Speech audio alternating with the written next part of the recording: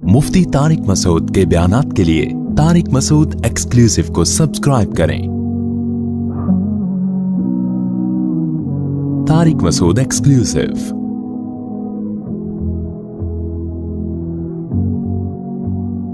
बिस्मिल्लाहिर्रहमानिर्रहीम। क़द मकरल्लज़ीना मिन क़ब्लिहिम फ़अतल्लाहु बुनियानहुम मिनल क़वाइद। आपको पता है इससे पहले रुकू में सूरह नहल में शुरू से अल्लाह अपनी कुदरत के दलाइल बयान कर रहा है। जानवरों की मिसालें, सूरज चाँद की मिसालें, जैतून अंगूर की मिसालें, समंदर की तस्खीर, सितारों से रहनुमाई हासिल करना, बहुत सारी नेमतें बयान करके अल्लाह ने फरमाया कि तुम्हारा माबूद एक ही माबूद है जो ये सारे काम कर रहा है। तो अल्लाह ने तो अपने दावे पर बहुत सारे दलाइल दिए, फिर जो अल्लाह के दावे को नहीं मानते थे, जो मुशरिकीन थे, उनकी हट धर्मी का तस्करा किया पिछले रुकू में कि वइदा क़ील लहुम मादा अंज़ल रब्बुकुम। जब इनसे कहा जाता है तुम्हारे रब ने क्या नाजिल किया, तो इतना प्यारा कलाम नाजिल हो रहा है, ऐसा फितरत को अपील कर रहा है, लेकिन ये ज़िद और हट धर्मी में क्या कहते हैं, असातीरुल अव्वलीन, पुराने लोगों के अफसाने हैं ये। तो ये पिछले रुकू में इसका तस्करा था।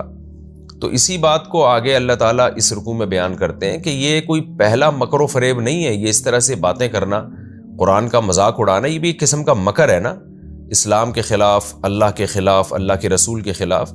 तो अल्लाह नबी सल्लल्लाहु अलैहि वसल्लम को तसल्ली दे रहे हैं कि ये फ़र्स्ट टाइम नहीं हुआ, पहले बहुत हो चुका है, इससे बड़े बड़े मकर हो चुके हैं। उसी का तज़किरा अल्लाह ने किया, क़द मकरल्लज़ीना मिन क़ब्लिहिम, इनसे पहले लोगों ने भी बड़े बड़े मकर किए हैं और मकर की पूरी पूरी बुनियादें खड़ी कर दी हैं, उन्होंने बिल्डिंगें बना दी हैं मकर व फरेब की।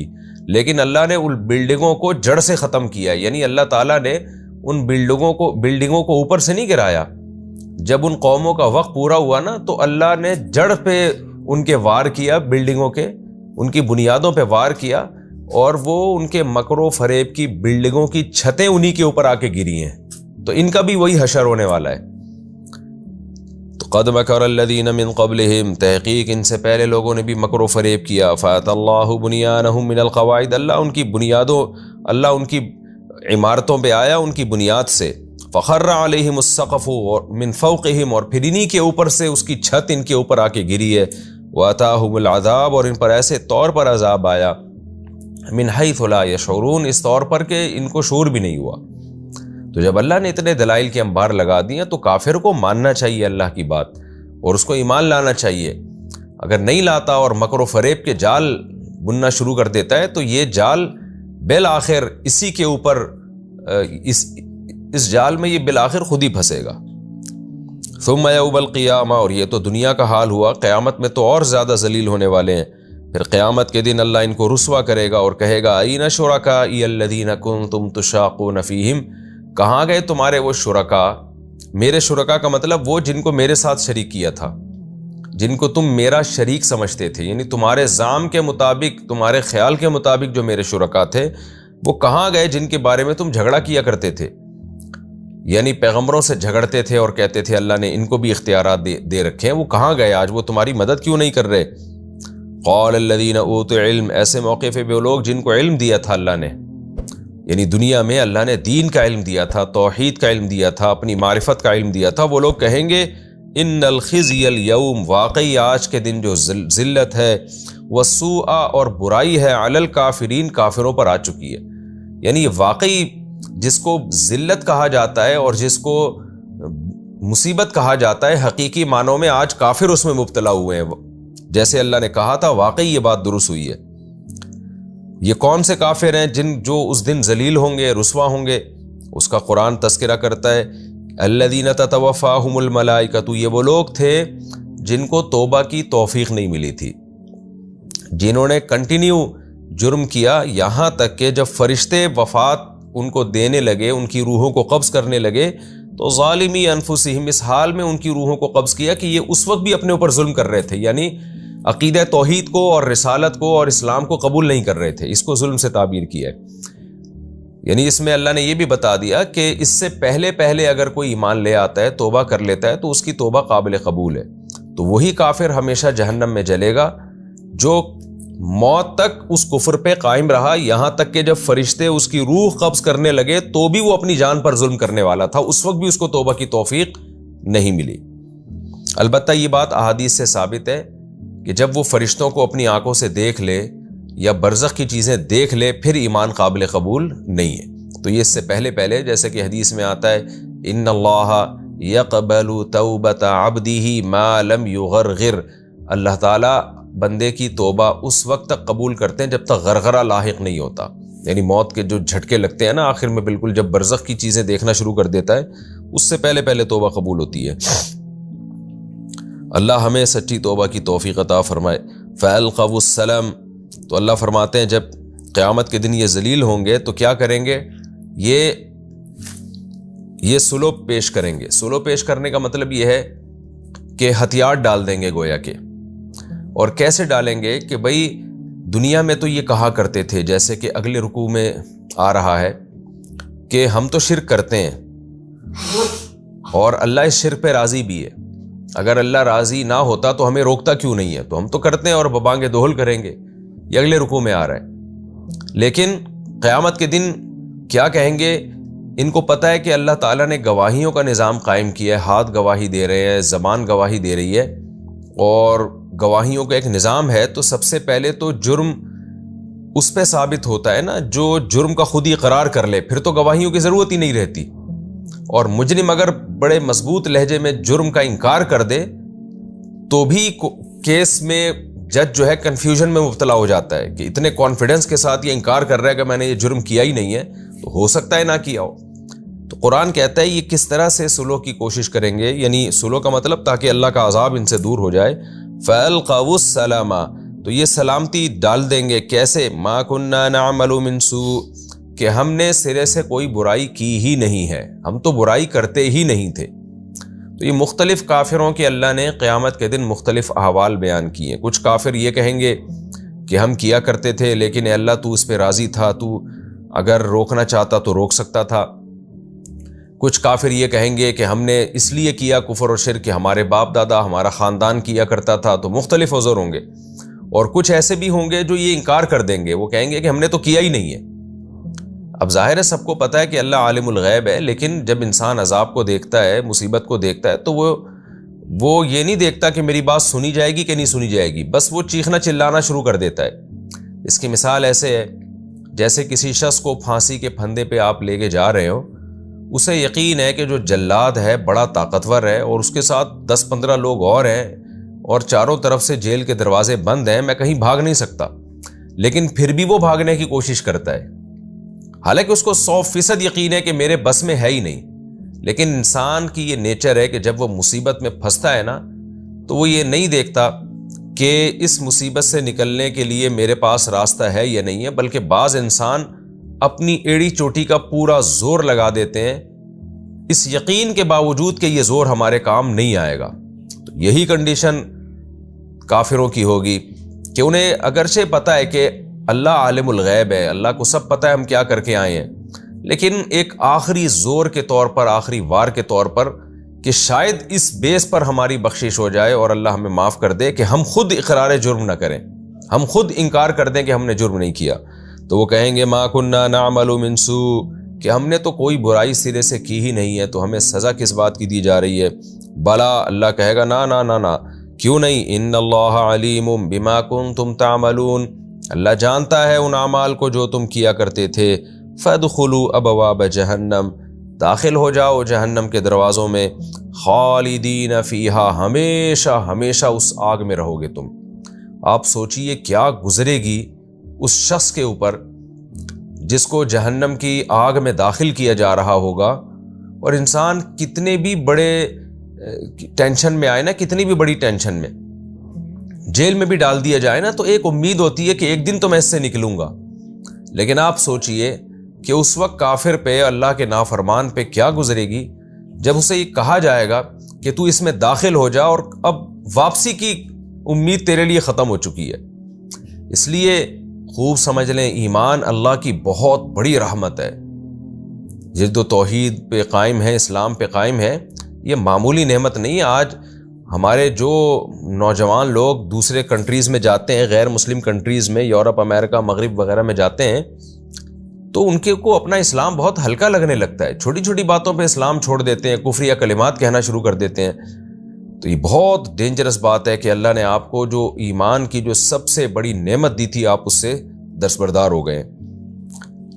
تو اپنے اولاد کی بھی ایمان کی بڑی فکر کرنی چاہیے جب آپ غیر مسلم کنٹریز میں جا کے رہتے ہیں۔ مسلم کنٹریز میں تو عموماً الحمدللہ میجورٹی کا ایمان محفوظ رہتا ہے، لیکن جہاں زیادہ تر غیر مسلم ہوتے ہیں وہاں یہ بڑا خطرناک معاملہ ہو جاتا ہے۔ میں نے دیکھا ہے کہ پوری نسلیں خراب ہو گئیں اور غیر مسلم بن گئیں۔ تو اللہ نے فرمایا فَلَبِئْسَ مَثْوَى الْمُتَكَبِّرِينَ، کتنا ہی برا ٹھکانہ ہے تکبر کرنے والوں کا۔ کیسے تکبر کہ انہوں نے اس خدا کا انکار کیا جس نے ان کو پیدا کیا۔ کوئی سائنسدانوں کی باتوں میں آ کے انکار کر رہا ہے، کوئی اپنی خواہشات کی بیس پہ انکار کر رہا ہے، کوئی فضول قسم کے دعوے کر رہا ہے کہ مجھے چونکہ خدا نظر نہیں آتا اس لیے میں نہیں مانوں گا۔ تو کفر کی مختلف بنیادیں ہیں اور ساری بنیادیں کھوکھلی ہیں، کوئی مضبوط بنیاد نہیں ہے۔ فَلَبِئْسَ مَثْوَى الْمُتَكَبِّرِينَ، اللہ کہتے ہیں تکبر کرنے والوں کا کیسا برا ٹھکانہ۔ انہوں نے کبر کیا تھا نا، کھانے پینے میں لگے رہتے، ترقیوں میں لگے رہتے، مجھے بھول گئے تھے، اس کا ٹھکانہ بہت برا ہے۔ وَقِيلَ لِلَّذِينَ اتَّقَوْا، آپ کو معلوم ہے پچھلے رکوع کے آخر میں جو مشرکین ہیں ان کی ہٹ دھرمی کا تذکرہ ہوا کہ اتنی قدرت کے دلائل دیکھنے کے بعد بھی جب ان سے کہا جاتا ہے کہ اللہ نے کیا نازل کیا، یعنی اتنا اچھا کلام نازل ہو رہا ہے جس میں اللہ نے ایسے دلائل دیے، تو یہ مذاق اڑاتے ہیں، کہتے ہیں پچھلے لوگوں کے افسانے ہیں۔ تو اللہ کہتے ہیں سارے لوگ ایسے نہیں ہیں، جن کے دلوں میں اللہ کا خوف ہے، جب ان سے کوئی ایک نیوٹرل آدمی آ کے پوچھتا ہے کہ بتاؤ محمد صلی اللہ علیہ وسلم پہ کیا نازل ہوا، ایسے بھی ہمیں واقعات ملتے ہیں کہ کچھ غیر مسلم نوجوان صحابہ تھے، جب صحابہ کرام کے قافلے وہاں سے غیر مسلم نوجوان عرب تھے، تو جب صحابہ کرام کے قافلے وہاں سے گزرتے تو ان سے پوچھا کرتے کہ ہم نے سنا ہے کہ کسی نے نبوت کا دعویٰ کیا ہے اور ان پر کوئی کلام نازل ہوتا ہے، تو صحابہ ان کو بتاتے ہاں ایک کلام نازل ہوا ہے۔ وہ پوچھتے وہ کلام کیا ہے، صحابہ پڑھ کے سناتے اور کہتے ایسا اچھا کلام ہے۔ تو بعض صحابہ کی تاریخ یہ ہے کہ انہوں نے جب وہ غیر مسلم تھے تو اسی دوران بہت سارا قرآن یاد کر لیا تھا، حالانکہ وہ اس وقت تک مسلمان نہیں ہوئے تھے، لیکن ان کو قرآن اچھا لگتا تھا، تو وہ یعنی حالت کفر میں ہی کافی قرآن انہوں نے یاد کر لیا۔ پھر جب ان کی قوم مسلمان ہوئی ہے تو نبی نے انہی کو امام بنا دیا کہ تم میں سب سے زیادہ قرآن ان کو یاد ہے۔ تو وہ صحابی کہتے ہیں مجھے جو سب سے زیادہ قرآن یاد تھا اس لیے کہ میں نے کفر کی حالت میں ہی بہت سارا قرآن یاد کر لیا تھا، جو عرب کے قافلے میرے قریب سے صحابہ کے قافلے گزرا کرتے تھے ان سے سن کے۔ تو اللہ تعالیٰ فرماتے ہیں وَقِيلَ لِلَّذِينَ اتَّقَوْا، اور کہا گیا ان لوگوں سے جنہوں نے تقوی اختیار کیا، جب ان سے پوچھا گیا ماذا انزل ربکم، تمہارے رب نے کیا نازل کیا ہے، قالوا خیرا، وہ کہتے تھے خیر نازل کی ہے، ایسی چیزیں نازل کی ہیں جس میں ہماری بھلائی ہے، ہمیں دنیا اور آخرت کا فائدہ نظر آ رہا ہے اس میں۔ للذین احسنوا فی ہذہ الدنیا حسنہ، وہ لوگ جنہوں نے اچھے اعمال کیے ان کے لیے اس دنیا میں بھی حسنہ ہے۔ للذین احسنوا، احسنوا کا تعلق فی ہذہ دنیا سے بھی ہو سکتا ہے اور حسنہ سے بھی ہو سکتا ہے۔ کیا مطلب؟ جنہوں نے اس دنیا میں اچھے اعمال کیے ان کے لیے حسنہ ہے، اور یہ بھی اس کا مطلب ہو سکتا ہے جنہوں نے اچھے اعمال کیے ان کے لیے اس دنیا میں بھی حسنہ۔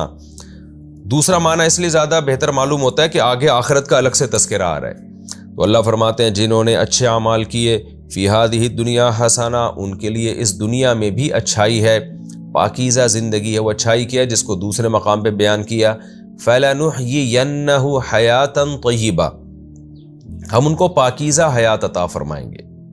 پاکیزہ حیات کسے کہتے ہیں؟ دیکھیں اسلام میں حلال کھانے کا حکم ہے، حرام سے بچنے کا حکم ہے، آپ کی خوراک پاک ہو جائے گی، آپ کا لباس پاک ہو جائے گا، آپ کا لائف اسٹائل اچھا ہو جائے گا، خاندانی نظام آپ کا مربوط ہوگا، آپ بڑوں کے حقوق جانتے ہوگے، چھوٹوں پہ شفقت جانتے ہوگے، آپ سود سے بچو گے اور آپ شرک سے بچو گے۔ تو یہ جتنی اچھائیاں ہیں ان پر چلنے کا اسلام حکم دیتا ہے، تو اس سے انسان کو خود بخود ایک طہارت اور پاکیزگی کا احساس شروع ہو جاتا ہے۔ یہی وجہ ہے کہ جو لوگ نیک اعمال کرتے ہیں پھر ان کو کفر کی زندگی سے نفرت ہو جاتی ہے، بالکل ایسے جیسے جو آدمی روزانہ نہاتا ہو، صاف ستھرے کپڑے پہنتا ہو، اسے بدبو سے کس قدر نفرت ہو جائے گی۔ تو یہی حال ہے اہل اسلام اور اہل تقوی کا، جو شریعت کو صحیح طرح سے فالو کرتے ہیں۔ وَلَدَارُ الْآخِرَةِ خَيْرٌ، اللہ فرماتے ہیں تو دنیا میں بھی حسنہ ہے اور آخرت کا گھر تو اور بھی زیادہ بہتر ہے۔ وَلَنِعْمَ دَارُ الْمُتَّقِينَ، اور کیا ہی بہتر پرہیزگاروں کا گھر ہے وہ، یعنی اللہ خود تعجب گویا اللہ کو تو تعجب نہیں ہوتا، لیکن تعجب کا صیغہ استعمال کر رہے ہیں ہمیں سمجھانے کے لیے۔ نعمہ جو ہے یہ تعجب کا صیغہ ہے نا، گویا اللہ کو تعجب ہو رہا ہے کہ کتنا بہترین گھر ہے پرہیزگاروں کے لیے۔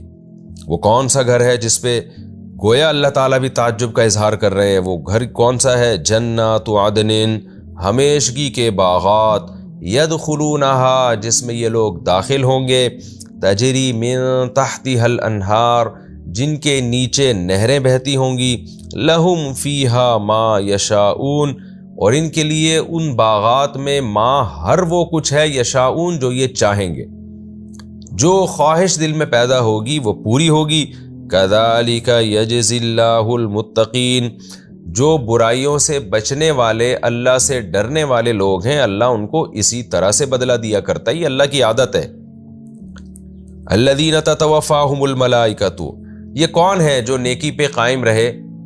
تو یہاں بھی اللہ نے تذکرہ کیا یہ وہ لوگ ہیں جو موت تک نیکی پہ قائم رہے۔ بعض لوگ زندگی کے ابتدائی حصے میں بہت پرہیزگار ہوتے ہیں لیکن پھر وہ گمراہ ہو جاتے ہیں، تو اللہ نے فرمائی یہ وہ لوگ نہیں تھے، بلکہ یہ وہ لوگ تھے تتوفاہم الملائکۃ، کہ جب فرشتے ان کی روحوں کو قبض کر رہے تھے، طیبین، تو یہ اس وقت بھی مطمئن تھے، خوش تھے۔ خوش تھے کا مطلب ایمان پر قائم تھے یہ۔ اور اس میں اس طرف بھی اشارہ ہے کہ موت کے وقت بھی، ایک تو موت کی مادی تکلیف جو ہوتی ہے، جو ہماری باڈی کو ہوتی ہے، وہ تو نیک کو بھی ہو سکتی ہے، اور بعض دفعہ وہ برے آدمی کو نہیں ہوتی، بے ہوش ہو کے مر گیا، وہ پتہ ہی نہیں چلے گا اس کو۔ لیکن جو روح نکلنے کی خاص اذیت ہے وہ صرف نافرمان کو ہوتی ہے، وہ فرما بردار کو نہیں ہوتی، جس کا والنازعات غرقا والناشطات نشطا، اس میں اللہ نے تذکرہ کیا ہے۔